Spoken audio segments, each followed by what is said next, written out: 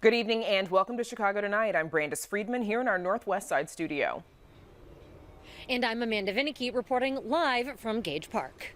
On the show tonight, we will continue to fight to stop displacement in our communities.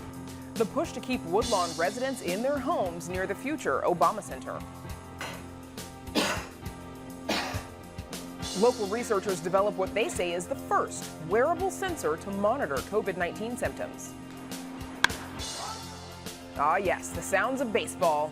We take a look at the Sox and Cubs in advance of their season openers tomorrow. It's a beautiful day in this neighborhood. The music of Mr. Rogers inspires a local musician. Jeffrey Bear serves up some fast food history with a side of super signs in tonight's Ask Jeffrey. We wanted to reclaim this corner with art. Reinvesting in neighborhoods through art. And the annual tour that showcases backyard chicken coops and more. We preview the Windy City Coop Tour.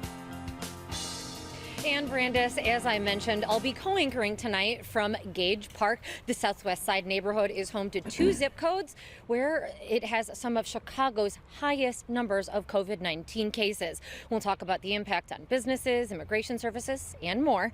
But first, back to you from some of today's top stories. Amanda, thank you.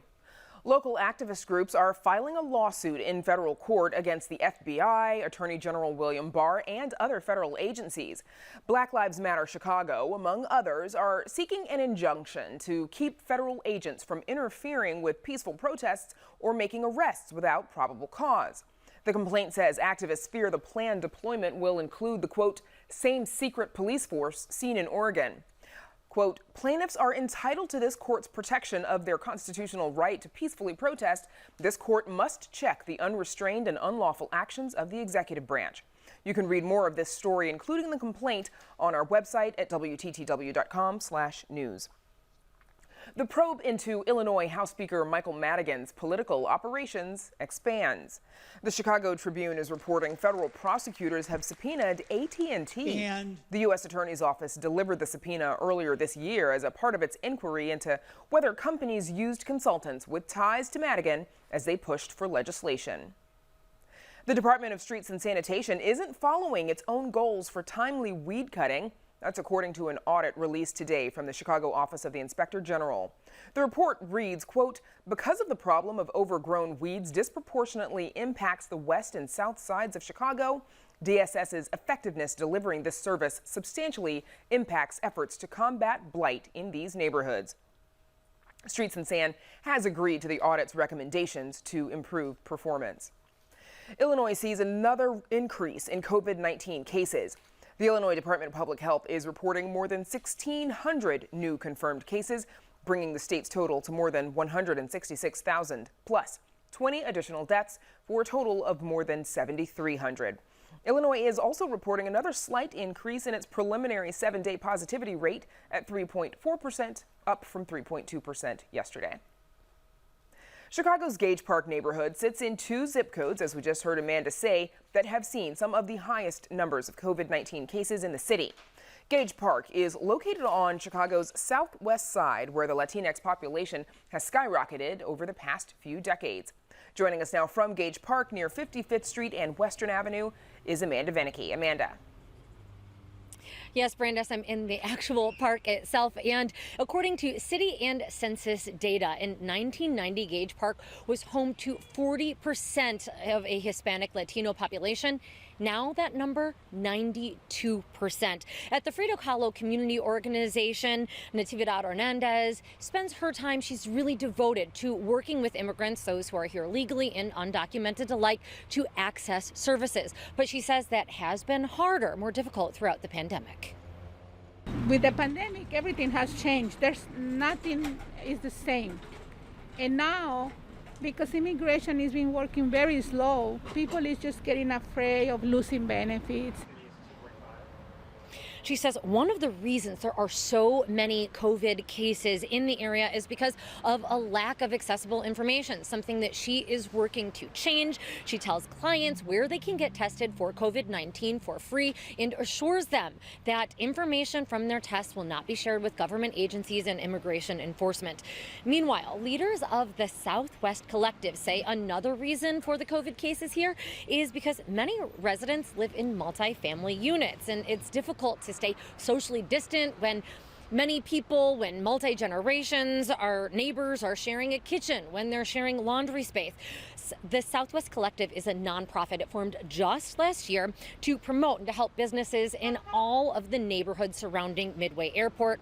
Founder Jamie Groth-Searle says it's always been difficult for small businesses with rents near Midway and then also competing with giants like Amazon. But a new issue has now popped up. She says bars, salons, and stores are having a difficult time enforcing those COVID-19 state and city rules with recalcitrant customers.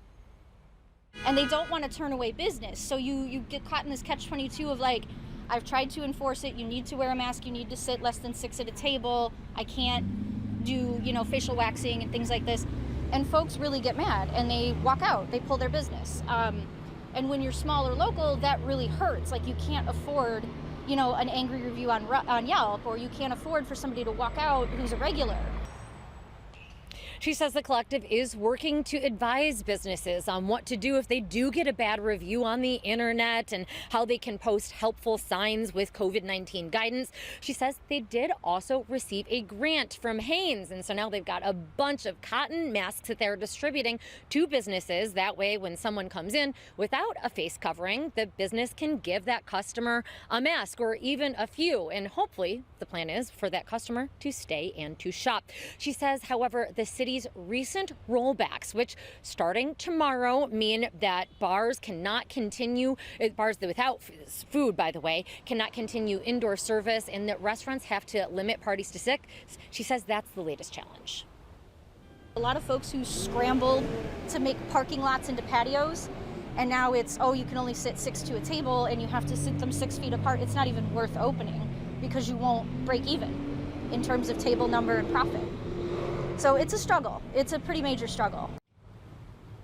An affiliated group, the Southwest Chicago Chamber of Commerce, is raising money so that it can give grants to businesses that have been particularly hard hit by the coronavirus, or those even that were looted and otherwise struggling. Something like this group hadn't existed before. There are some established organizations, but they're like bigger. And I was personally looking for something more local. We're building an organization that is what the community needs because we have input from everybody and we're building it from zero. One of the small businesses, Gracia's Bakery, it's along 51st Street. Nearly everything there is made from scratch. Our specialty is the Mexican bolillo. It's a traditional bolillo from, you find it in Aguascalientes, Mexico. That's where we're from. Like many Mexican bakeries, Gracia's is self-serve, and Ortega says they've always sterilized the tongs and trays after each use. Despite the coronavirus, she says she wants to keep that up for authenticity's sake. But now customers are asked to socially distance, to stay 6 pies apart, also to wear disposable gloves and to use hand sanitizer. Ortega says despite the extra cost that brings, she has made a point of keeping prices low because she says many of her customers these days cannot afford to pay more. We have a lot of customers that come on a daily basis. We've established clientele with them. They talk to us from, their family problems or, right now the unemployment, I haven't been working. They cut my hours and, we take that, we're with them. We understand that. Ortega says the bakery's business actually increased at the start of the pandemic. She says they did a whole lot on Facebook and Instagram to try and keep those customers coming, but she says it has started to slow down of late. I've got to say, I have actually been to this bakery before. It is just a few doors down from 14th Ward Alderman Ed Burke's ward office. And yes, I stopped by for a hot coffee and maybe a treat or two while a bunch of reporters and I were staking out his office that that cold November day in 2018 when the FBI raided Burke's office. We did reach out to Burke's office this morning and did not receive any call back. But Burke has borne witness to the neighborhood's dramatic changes. He has been the alderman of the 14th Ward for more than 50 years. And despite having to fight corruption charges, he was reelected just last year. Now, we'll be back with more, including speaking with members of some of the leaders of cultural organizations here in Gage Park in just a bit. But for now, Brandis, back to you. I'll have to remember that location for coffee and treats next time I'm out there, Amanda. Thank you. And now to Phil Ponce with a look at new measures to help residents stay in their homes near the future Obama Presidential Center. Phil.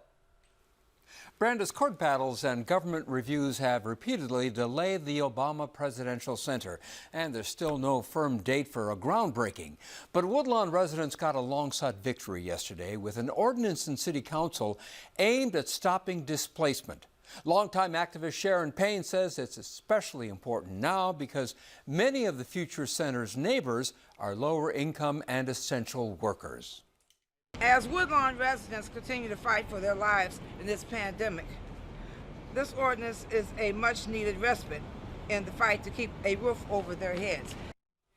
And joining us to discuss the ordinance and what else organizers want are Alderman Jeanette Taylor of the 20th Ward, which covers most of Woodlawn, and Ebony Green of the Obama Community Benefits Agreement Coalition. Thank you for joining us. And Alderman, give us an overview of the protections that this ordinance provides. So the protections provide 45 new units of affordable housing. They're going to help 60 homeowners with much needed repairs. They do have protections in place for folks who make under $27,000, not a lot. And there are protections for homeowners who make $60,000, and they put money into Renew Woodlawn, which is a program for home ownership. And so it's a step in the right direction. Ebony Green, how big a win is this for you and other organizers? This is a huge win.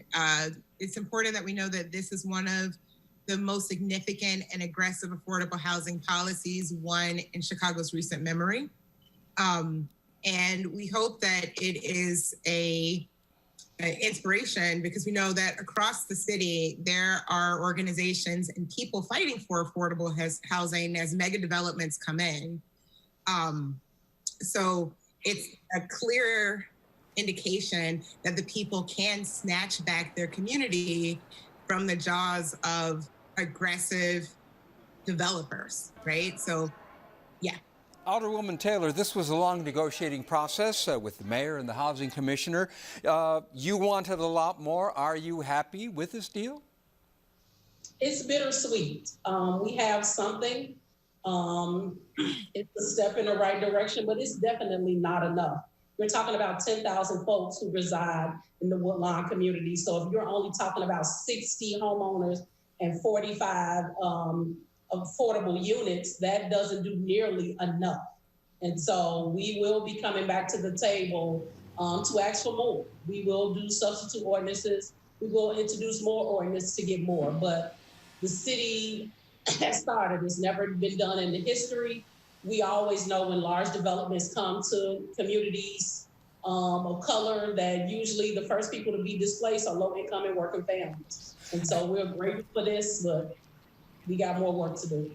Ebony Green, what else specifically would you like to see? The Alderwoman says that it's a step in the right direction, but not enough. What else needs to be done?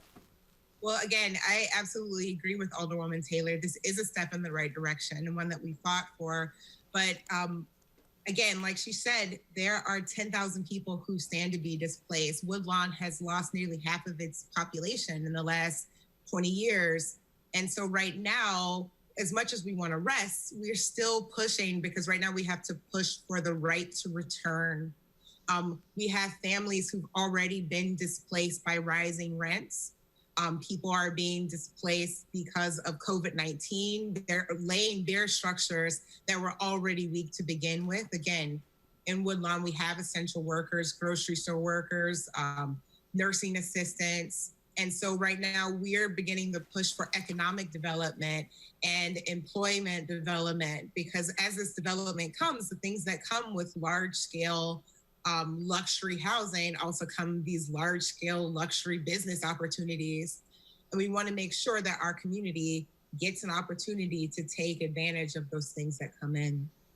Alderwoman Taylor, you say that you're pushing for more things, and yet this is the result of long, almost countless community meetings between you and the commissioner's office and so forth. What is the likelihood that you'll get more? For example, my understanding is that you initially wanted coverage for a 2-mile radius around the Obama Center instead of simply focusing on the Woodlawn neighborhood. What are the chances are that you will actually get more? So the housing department, the city of Chicago, the building department and the mayor's office are committed to having conversations about Washington Park. I'm also in the space to be grateful to be part of Invest Southwestern part of my ward. So, and that's in Inglewood, back of the yard, a new city, which I also represent. And so there are going to be more conversations, but it's making sure that while we give these breaks to developers, that they develop in other parts of our communities. I'm just really tired of folks getting the land for $1. They get the property underwritten, then they build stuff that's so expensive the people there can't benefit from it. Let's be clear. They want to build in our community because the Obama Presidential Center is coming. And so they should put money in a trust, which is something we're going to be fighting for to protect the people who currently live in my community. We've seen gentrification happen over and over again on the south and west sides. And that's just something that I didn't get in office for. And I made promise to the people in my ward that I will fight for them to stay here. And so I'm going to do that. Alderwoman Taylor, Evan A. Green, thank you both for joining us. We appreciate it very much. Thanks for having us. Thank you. And I'll brand us back to you. Phil, thank you. Northwestern University researchers and the Shirley Ryan Ability Lab have developed what they say is the first wearable sensor to monitor COVID-19 symptoms. It's cheap, flexible, and about the size of a Band-Aid, and it's already being deployed locally. Here to tell us more is John Rogers, professor of materials science and engineering and biomedical engineering at Northwestern University. A startup co-founded by Rogers just won a prestigious award from the science journal Nature for their development of wireless sensors for monitoring premature babies, now being deployed in Africa, India, and Pakistan with funding from the Gates Foundation. John Rogers, thank you so much for joining us. So, thank you for having me. Absolutely. I understand this monitor is a modified version of a device that you developed to monitor stroke patients. How does it work, and what are the symptoms that it monitors? Well, it's almost like an electronic wireless stethoscope is kind of the way that you can think about it. It has the form factor of a Band-Aid. This is a typical device. I'm actually wearing one myself. And we placed it on a part of the anatomy where we can capture the key symptoms associated with COVID-19. How is it powered? It's powered with a tiny rechargeable battery right in the center of the device. And it involves a radio that communicates to a smartphone, so you can continuously stream the data. It also has a memory module built in, so you can do local storage of data and then transmit it at the end of the day, depending on how you'd like to use the technology. And how is it being used in the Chicago area? Well, these are being used on physicians, nurses, rehabilitation specialists, respiratory rehabilitation specialists, as well as COVID-19 patients, both in the clinic and after they've been released in the home. So the idea is to catch early signs of symptoms in subjects who haven't contracted the disease. And for the actual patients, we can track their condition. So we can determine if they're improving or deteriorating. We can determine how they're reacting to novel therapies and so on. We can determine if they begin to deteriorate after they are released to home settings, so they can be pulled back into the hospital if necessary. So really all about continuous monitoring and tracking. Coughing, respiratory activity, and temperature. Those are the three symptoms the devices are measuring. And briefly, why is it important to be using it on healthcare workers? Well, they're at high risk, obviously. And so what you would like to do is pick up any very early sign of a symptom, so you can take that individual out of the community to avoid spreading of the disease and provide appropriate treatment. The other value is that it allows us to count coughing events and other events that generate aerosols. So it provides a quantitative metric of how likely an individual is to spread the disease. So we might be able to pick up, super spreaders or people who are engaging in behaviors that could, spread the disease. So not only tracking the development of the disease, early signs, but also the amount of aerosols that are being produced, basically by measuring this respiratory set of activities. How accurate would you say it is compared to, the bigger, much more expensive hospital machines that we're so used to seeing? Well, it's a great question. I mean, if you think about it, there are no machines that are measuring coughing today. It's kind of amazing, but cough is a very characteristic feature of disease, all sorts of diseases, but it's not measured as part of standard clinical care. And so it's measured episodically with a stethoscope. Doctor put a stethoscope on your chest and ask you to cough, and they can kind of listen to it. But this is doing it continuously, and it allows us to really measure not only coughing events, but the sounds associated with the cough. Is it a dry cough? Is it a wet cough? Are you coughing more in the morning, at night? It's a whole new kind of novel biomarker of disease. The temperature sensor itself is clinical grade, however, and we're also measuring respiratory rate with clinical levels of precision, what you would see in an ICU. And how difficult is it to manufacture these devices? How quickly could you manufacture and deploy quite a lot? Yeah, it's a great question. So as biomedical engineers, we're interested in technologies that can scale and deploy in meaningful ways. And so we've designed the devices from the very beginning stages of our development effort to align with the kind of manufacturing infrastructure that supports consumer electronics gadgetry. So there is a low-cost manufacturing route to produce large numbers of these devices. The ones that we've deployed into the Shirley Ryanability Lab in Northwestern Memorial Hospital have been constructed in our labs, but using manufacturing tooling that you would see in industry. So that's what's happening. We have programs now in place to scale up the manufacturing and to deploy at more meaningful levels into the fall through BARDA, which is a federal organization supporting a lot of research activities in the context of this pandemic, and the DoD onto military personnel. So there are some mechanisms for us to scale. We know how to do that. We have a supply chain and a set of outsourced sort of manufacturing partners. So we're looking forward to that opportunity. We'll start in September. Okay, and John Rogers, congrats on. I was hoping we'd have enough time to talk about the award that you just received from Nature Magazine for a wearable sensor being used on premature babies. We'll have to talk about that next time we have you on. Yeah. Thank you so much for joining us. Looking forward to it. Thank you.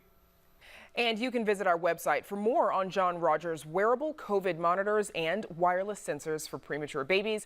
That's at WTTW.com/news. And now we check back in with Amanda Vinicky, who is co-anchoring tonight's show in Chicago's Gage Park neighborhood. Amanda.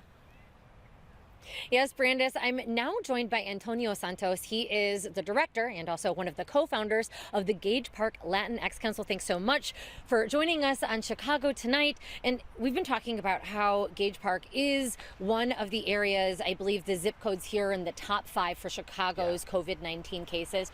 What are the community's greatest needs right now? Yeah, so the needs that we've been seeing at the Gage Park Latinx Council have really been around financial assistance, rent relief, and food insecurity. We've given out thousands of meals in the community, and there is such a large need for folks not knowing where their next meal is coming from. And that's part of the mutual aid efforts that your organization has helped to organize? Yeah, so we organized a mutual aid effort for undocumented families. We've served over 120 families with $65,000 we were able to raise. And in addition to that, we've given out PPE, children's products, and we're working on food distribution weekly. Because, of course, undocumented populations not eligible for some of the coronavirus aid that was otherwise made available to people. Correct. Despite paying taxes, undocumented folks are not eligible for any kind of federal assistance. So that includes food stamps and unemployment and things like that. You also have a youth art program. Tell us about that, and I'm sure, like so much else, it's operating differently during pandemic times. Yeah, so traditionally we do have a summer art program that runs 6 weeks.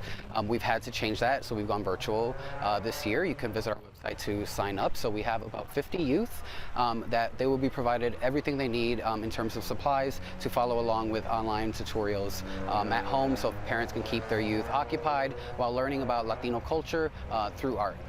And you also organized youth for a march following the killing of George Floyd. Why did you do that? What was the goal? How did it go? Yeah, so obviously the killing of George Floyd was a tragedy, and it affected many people differently.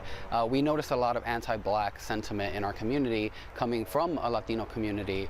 Oftentimes our communities are pitted against each other when tragedy happens. So we really wanted to rally around and show our Black neighbors that we were supporting them through this time, and also take that opportunity to educate and pass out education in Spanish so that folks can understand Black Lives Matter and inequity, racial inequity in this country. So the Latinx Council is pretty new. I believe you said it just started last year. 2 years ago. 2 years ago, okay. We've talked to a couple of organizations that really are grassroots, seeming to come from younger folks in recent times. Yeah.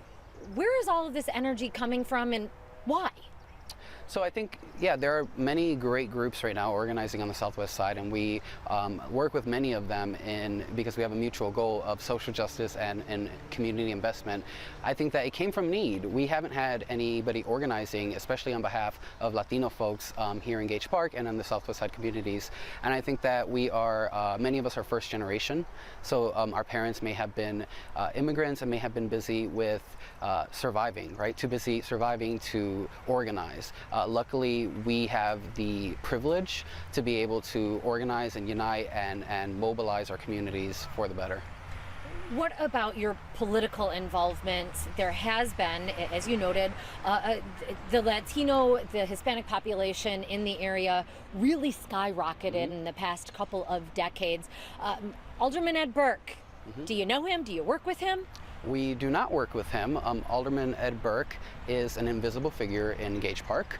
I have lived in this community for 30 years. I have only seen him once around his re-election, and I have never seen him publicly in the community, nor has his office tried to reach out for any assistance.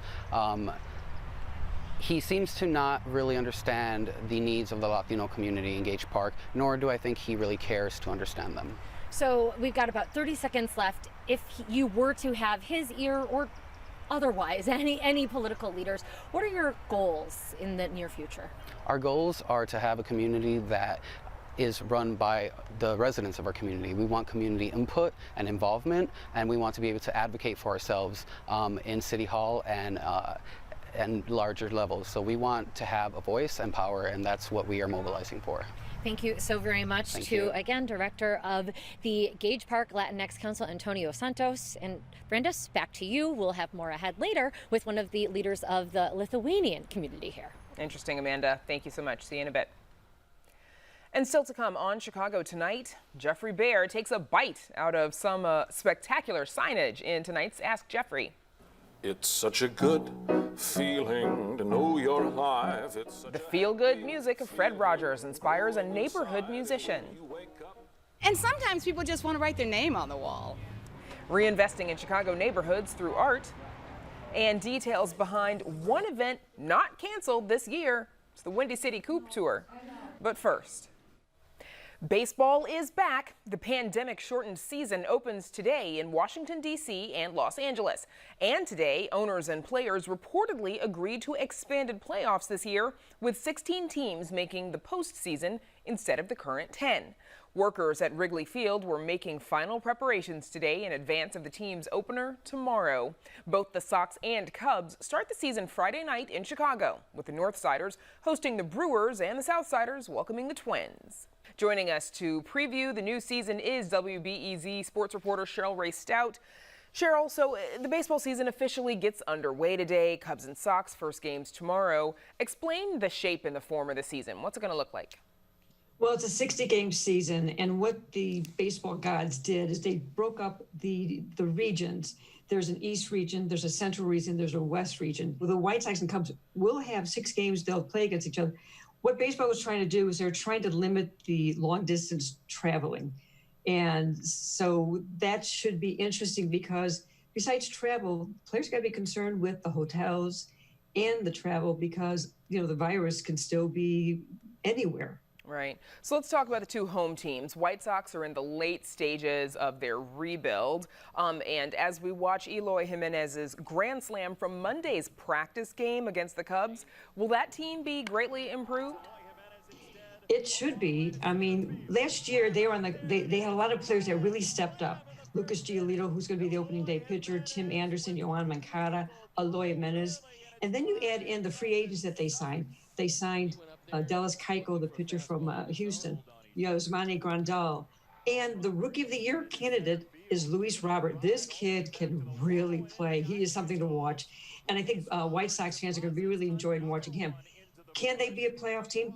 Possibly, but a lot of things have to work together. You never know what happens with the season, especially a 60-game season, because you don't have time to have any long losing streaks. Yeah, and the playoffs I'm sure will look quite different once we get there. So as for the Cubs, they have a new first-time manager, of course, in David Ross. As we watch Anthony Rizzo, he hit a home run last night during the practice game. What can fans expect from the Cubs this year?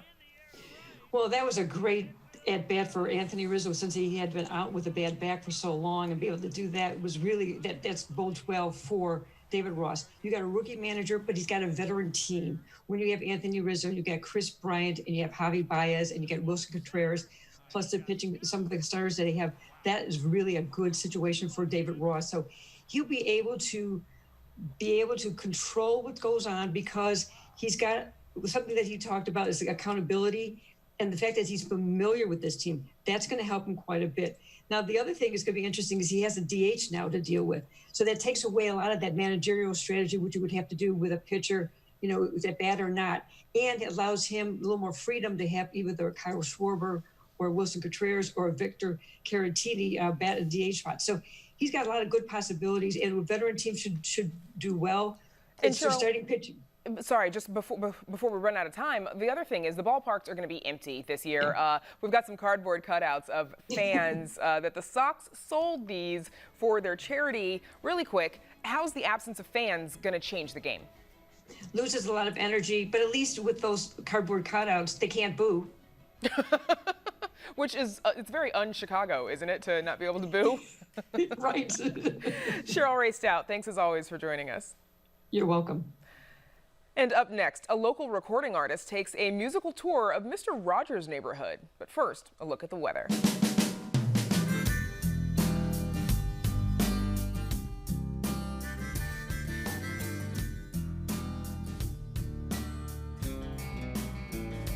Chicago Tonight is made possible in part through the generous support of the Julius Frankel Foundation. The influence of Mr. Rogers has only increased since his death in 2003. From Tom Hanks in Hollywood to a Chicago puppeteer we recently profiled, Fred Rogers made an impact on all kinds of neighbors. Now a local recording artist is focusing on the music of Fred Rogers. Arts producer Mark Vitale has this story. It's a beautiful day in this neighborhood, a beautiful day for a neighbor. Would you be mine? Everybody likes to be reminded that they're unique. Everybody likes to be reminded that they're special, and these songs do that in a way that is so direct that it can't possibly be corny or cheesy. It's just a very true, accurate statement about you that makes you feel good, and there's nothing wrong with that. Daniel Knox is a self-taught piano player and singer-songwriter. He tours with the Handsome Family and recorded with Jarvis Cocker of Pulp.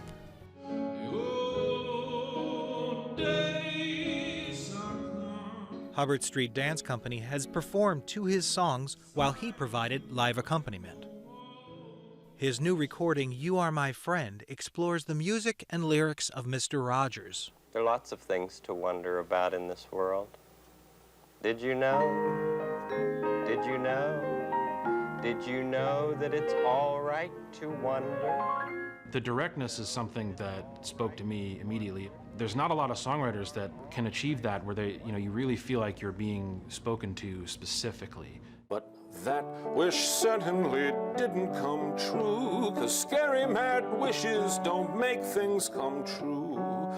The difference between him and not just children's entertainers and songwriters, but songwriters in general, he doesn't make the negative emotions melodramatic. He doesn't make them extraordinary and weird and dark. I'm angry, and I can tell you why.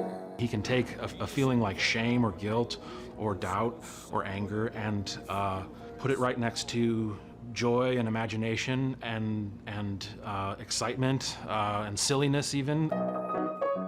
When he's not writing music and there isn't a pandemic, Daniel Knox is a projectionist at the Music Box Theater. That's where he once performed for filmmaker David Lynch, who Knox thinks shares traits with Fred Rogers. It's such a good feeling to know you're alive. David Lynch and Mr. Rogers have a lot more in common than you might think. They're both trying to bring you into an imaginary world and encourage you in one way or another. There's obviously a fork in the road there. One time I wished that a lion would come and eat up my house and my street. Growing up in Springfield, Illinois, Knox was an early fan of Fred Rogers. One of the great things about his songs is they normalize some of those really extreme feelings that kids are sort of told not to have. They're told they're sort of moralized and told like, oh, don't act up and don't be, don't cry and don't scream, and there's no better time to do any of those things. Won't you please? Won't you please? For Chicago Tonight, this is Mark Vitale. Please won't you be my neighbor? You may have noticed we shot that story at the Hideout, the beloved Chicago club that remains closed. We thank them for opening up just for us. Daniel Knox's new recording is called You Are My Friend, and he wants you to know that the cassette comes with a digital copy. Find out more and see more of his performance on our website. And now we check back in with Amanda Vinicky. She spent the day reporting and anchoring in Gage Park on Chicago's southwest side. Amanda. Yeah, Brandes, earlier this afternoon, we stopped by the Lithuanian Culture Center. It's a few blocks south of the actual park, Gage Park. And on Saturday mornings there, they hold classes for kids and for teenagers, teaching them Lithuanian customs, traditions, and culture. Oh, and sorry about that. They also actually have several halls, gathering spaces, and including an art gallery that features a new exhibit. We spoke with the center's chairman, Antonas Rasmus, and I started by asking him how COVID-19 has impacted the center's operations. We've basically shut the building down. We used to have, there's 4 halls we can rent. As of March 13th, we haven't rented anything. Nothing. 4 halls, absolutely nothing. We've been surviving on our bank account, basically. Oh yeah, basically fumes. We had bills to pay. Thank goodness we had savings. People were donating money. We had donated money, but it wasn't enough to keep us alive. Well, it was enough to keep us alive, to keep us going, but thank goodness for our savings accounts. Are you going to be able to keep going, or the longer this lasts, does that pose an existential threat to the youth center, to the school, to all of it? Okay, on behalf of the school, first of all, they've declared that the school will open in September.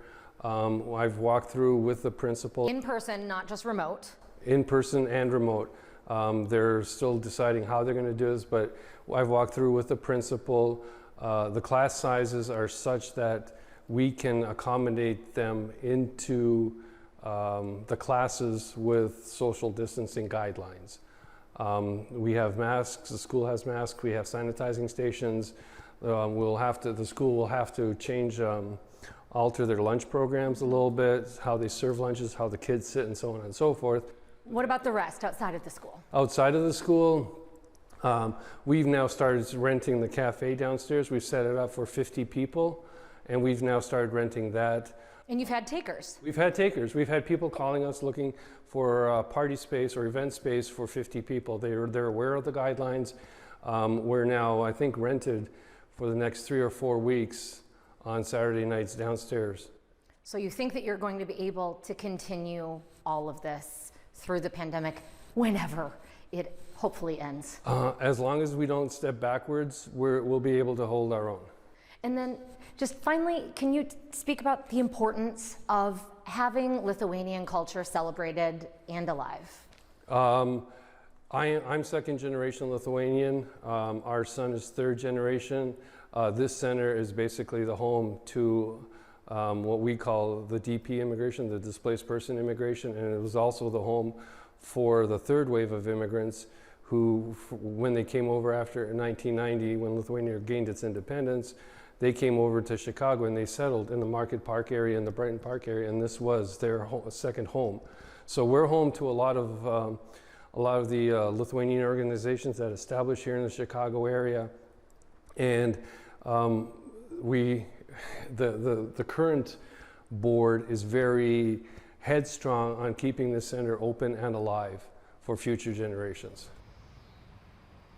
And again, that was Antanas Rashimas from the Chicago Lithuanian Center here in Gage Park. I'll be back to wrap things up in just a bit, but for now, Brandis, back to you. Amanda, thanks. We'll see you soon. Up next, some tasty history of old Chicago drive-in signs in tonight's Ask Jeffrey. Ask Jeffrey is made possible in part by BMO Harris Bank. Wow, you ready? Yeah, let me just grab my wallet. Uh-oh, I've seen this before. Wallet way too big, skinny jeans too skinny. I'll just carry it. Before you break something, you should know you don't actually need a wallet. With BMO Harris, you can just take cash out with your phone. Or if you need to, you can pay them with Zelle. That works? Yeah. You're stuck, aren't you? Smile. Woo! Those jeans are way too tight. That feeling you get when no wallet is no big deal. That's the BMO effect. It may not be so glamorous anymore, but there was a time when people clamored to enjoy the novelty of eating fast food from the comfort of their cars. Think about that the next time you find old fries under your seat. Jeffrey Baer is here to revisit the happy days of Chicago's drive-in restaurants in tonight's Ask Jeffrey. Hello again, Jeffrey. Hi, Brandis. So this question comes from Harry Sheridan in Western Springs. As a teenager in the 60s, I remember eating at really cool drive-in hangouts like Beefy 19. That one had a big wooden Rubenesque waitress on a revolving pedestal. I was wondering if the sign is in a museum somewhere. Oh, well, Brandis, you got to see it to believe it. The sign, it's a real showstopper. Let's take a look. Beefy 19 was a hamburger drive-in on the north side in the Bowmanville neighborhood that served, quote, hefty food at skinny prices. The 19 in the name refers to the price of their hamburgers, just 19 cents. Unfortunately, all we were able to find was this one photo, and we were not able to track down whatever happened to the girl doing the can on the sign. But before Beefy 19 closed in the early 1980s, like virtually all drive-ins, it was a really popular hangout for teenagers in their cars and in their hot rods. Most of them are gone now. That is the teenagers, the hot rods, and the drive-ins. But there are still a couple spots out there that hung on to that hangout vibe. A 19-cent hamburger. Okay, so we're talking about drive-ins and not drive-throughs. Right. Well, so we should make a distinction between drive-ins. Those are where you ordered from your car and a server would bring the meal out to your car and you would eat it on site in your car. That's versus the more mundane drive-throughs where your order is just handed to you from a window and then you drive away. Across the country, drive-ins in particular often had quirky architecture and outrageous outsized signage that drew people, especially teenagers, like moths to a flame. Most famous, of course, today in Chicago is this cute couple, Maury and Flory, hot dogging it atop the Superdog Drive-In on Milwaukee Avenue at Devon on the northwest side. These meaty mascots were named for the couple who founded the iconic restaurant in 1948, Maury and Flory Berman. And you can still pull up into a spot and order from their car side speakers, and a car hop will bring the order out to your car. And that, you know, in days like this, Jeffrey, it seems like a good option for dining out right now. Yeah, maybe we'll have a resurgence. Sadly, both Maury and Flory have passed away. But the Berman family still runs the business. Superdog is the last sausage standing, in fact, of drive-ins within Chicago's city limits, though some survive in the suburbs. Where did drive-ins originate? Okay, so the first drive-in restaurant had the appetizing name of the Pig Stand in Dallas. It opened in 1921, just as the American automobile industry was getting revved up. The owner, Jesse G. Kirby, said the idea was quite simple. In his words, people with cars are so lazy, they just don't want to get out of them. Well, drive-ins weren't invented here, but Chicago must have had, plenty of our own drive-ins back in the day. Oh, yeah, we had some great ones. In the South Side Beverly neighborhood, Jansen's Drive-In began slinging burgers, hot dogs, and milkshakes from their groovy mid-century building in the 1960s. Jansen's ended their car hop service years ago, but their manager actually told us they will still bring orders out to cars for some longtime patrons who miss the old days. Now, the Sky High drive-in restaurant in the Austin neighborhood didn't really need an outrageous sign to attract attention, since a salvaged DC-6 airliner sitting on a Chicago street corner was enough to turn heads. The owners used the plane's cabin as a 10-table dining room, and that was perched over a luncheonette that served drive-in customers at ground level. Wow. So did that concept take off? Pardon the pun. No, not really. It closed in just after 2 years in 1965. So even though most drive-ins are a thing of the past, some takeout joints still keep up this tradition of supersized signage. We thought we'd show you a few of our favorites. This one is from Lem's Barbecue in the Southside Chatham neighborhood. They've been offering famous Chicago original rib tips from under this glitzy sign since 1968.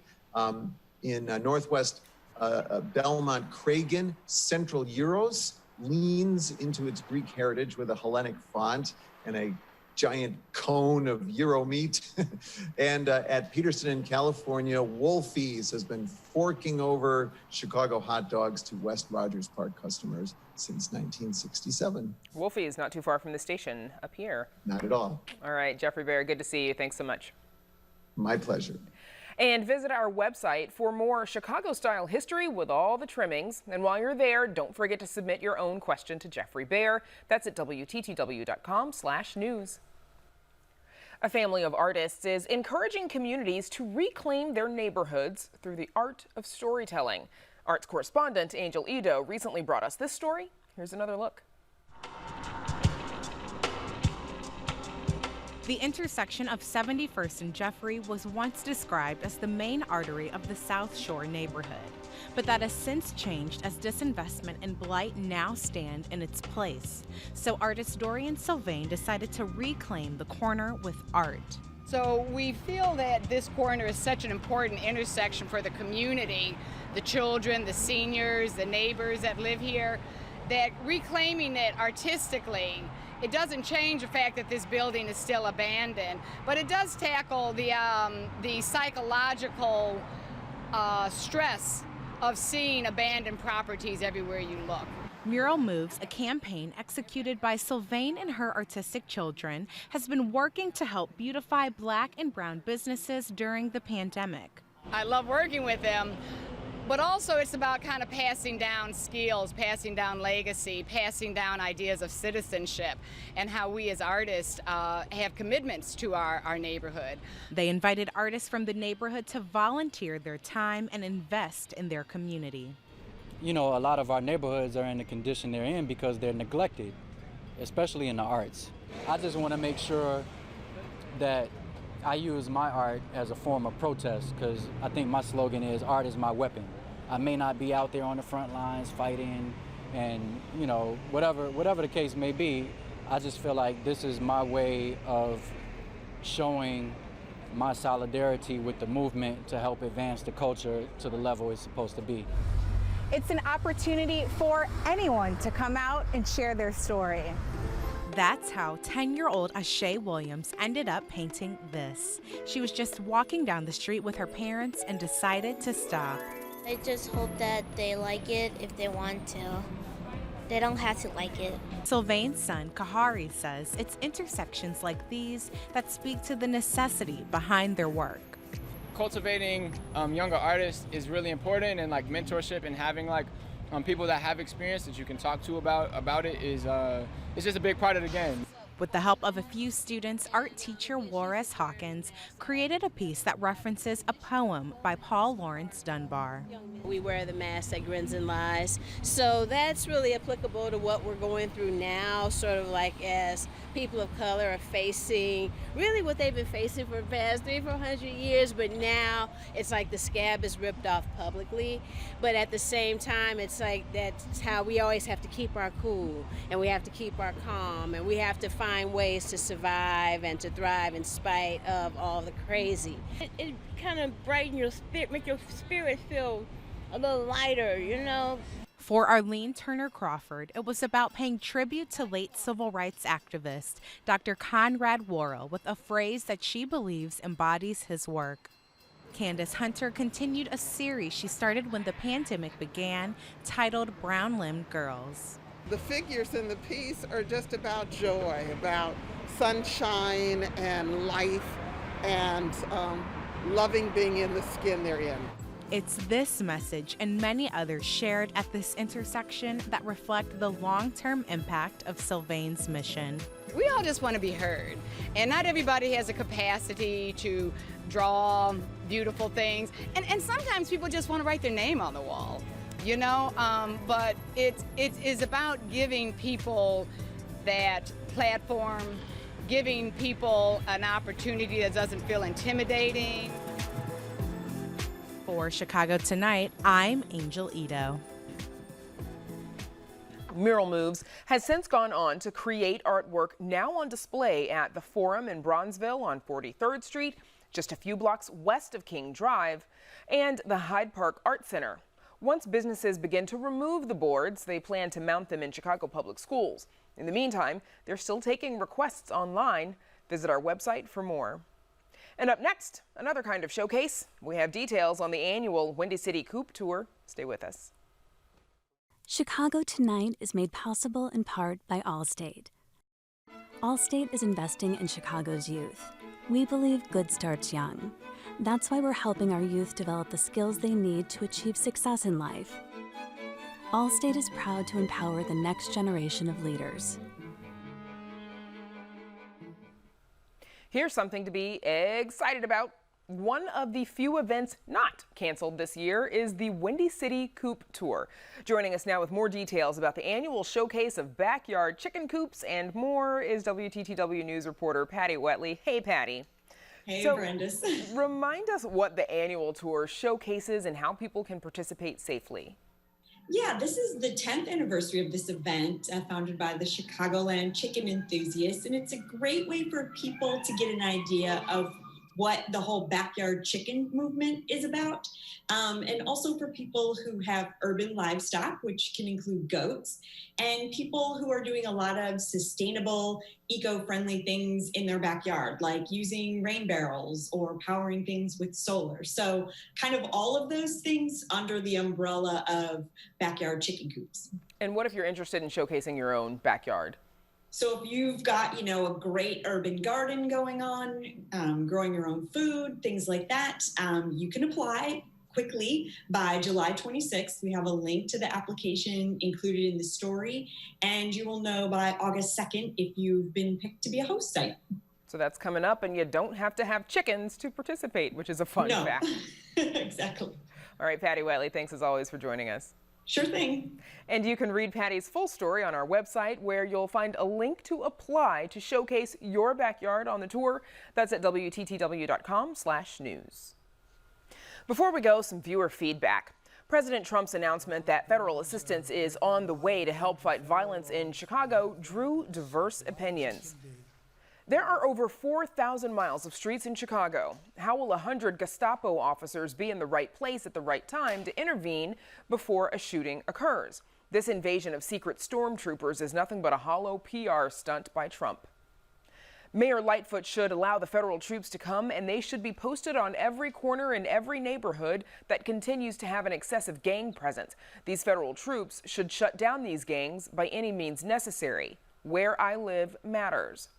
Another viewer writes, this has been done before with little long-term improvements. And I was glad to hear it was going to include FBI. If you're going to do a real assault on criminal organizations, it'll take investigation and data gathering, not just boots on the ground. Maybe they'll snag a few local elected officials while they're at it. An ordinance passed to give new protections for long-term renters prior to being evicted brought this response. Time for landlords to sell and get out of Chicago. There's no money to be made owning properties. Another viewer writes, long-term tenants in good standing that pay their rent on time every month should get 1 month free every year. And everyone likes a good compliment. We were fortunate recently to get these. It's heavy news days like these that I can't wait to watch Chicago Tonight. Super programming as always. And another viewer writes, oh man, I just watched the best news program in all of television, Chicago Tonight, and now WTTW is showing that spy cam nature show, My Night is Made. Thanks, guys. As always, we appreciate hearing from you. Join the discussion on Facebook, Instagram, and Twitter, or post your comments on our website. And that's our show for this Thursday night. Don't forget to stay connected with us by signing up for our daily briefing. And you can get Chicago Tonight streamed on Facebook, YouTube, and our website, WTTW.com/news. You can also get the show via podcast and the PBS video app. And please do join us tomorrow night at 7 for Week in Review. And we leave you tonight with more music from more Mr. Rogers music from Daniel Knox. Now, for all of us here at Chicago Tonight, I'm Brandis Friedman. And I'm Amanda Vinicky. Thanks so much for watching. Stay healthy, stay safe, and good night. Wake up ready to say, I think I'll have a snappy new day. It's such a good feeling, a very good feeling. The feeling you know that I'll be back when the day is through. And I'll have more ideas for you, and you'll have things you want to talk about. And Closed captioning is made possible by Robert A. Clifford and Clifford Law Offices, a Chicago personal injury and wrongful death firm whose pro bono work kept open a church shelter for the homeless in Chicago's southern suburbs.